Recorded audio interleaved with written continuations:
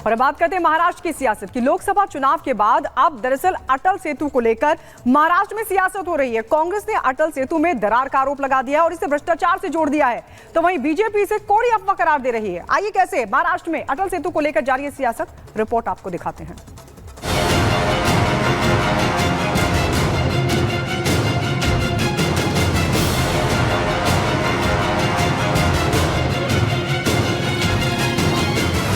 कांग्रेस की भ्रम वाली सियासत, अटल सेतु को लेकर अफवाह, दरार पर गंभीर सियासी तकरार, आरोपों पर बीजेपी का पलटवार। लोकसभा चुनाव खत्म हो चुके हैं, लेकिन महाराष्ट्र में सियासी रण अभी जारी है। अब कांग्रेस ने अटल सेतु में दरार पर सियासी रार छेड़ दिया है। कांग्रेस कह रही है कि अटल बिहारी वाजपेयी के नाम पर नवी मुंबई में बने अटल सेतु में दरारें दिख रही हैं और ये बीजेपी के भ्रष्टाचार का सीधा सबूत है, जिसे लेकर पार्टी विधानसभा सत्र में बीजेपी को घेरने की तैयारी कर रही है। कांग्रेस जोर देकर कह रही है कि वो जो कह रही है वो सिर्फ आरोप नहीं है बल्कि सच है। कांग्रेस के आरोपों में कितना सच है, पहले जरा इन तस्वीरों के जरिए वो सच जान लीजिए। अटल बिहारी वाजपेयी साहब के नाम से इस पुलिया को बनाया। अटल बिहारी वाजपेयी एक अलग व्यक्तित्व है, सब देश की जनता उनको माने। विधानसभा में ये मुद्दा हम उठाएंगे। राज्य और योगायोग में ये डिपार्टमेंट राज्य के मुख्यमंत्री की तरफ है और मुख्यमंत्री को इसका जवाब देना पड़ेगा और पूरी ताकत के साथ ये बात हम विधानसभा में रखेंगे। दरारें हैं, लोग पाट भी रहे हैं, लेकिन कांग्रेस का ये सच पूरा सच नहीं है। ये आधा सच है और पूरा सच क्या है उसे जानना है तो अटल सेतु पैकेज 4 के प्रोजेक्ट हेड कैलाश गनात्रा को सुन लीजिए, जो बता रहे हैं इन दरारों का पूरा सच।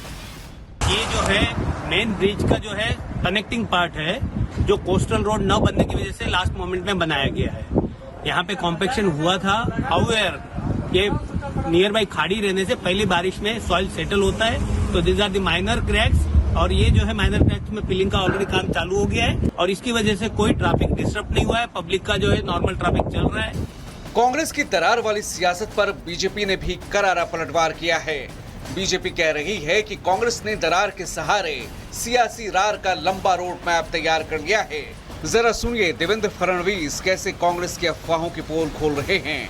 सोशल मीडिया एक्स पर देवेंद्र फडणवीस ने लिखा, अटल सेतु पर कोई दरार नहीं, ना ही अटल सेतु को कोई खतरा है।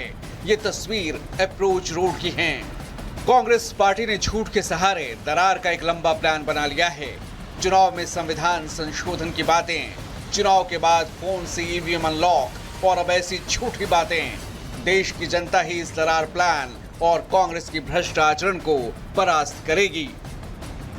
महाराष्ट्र में अटल सेतु 18,000 करोड़ की लागत से तैयार किया गया था।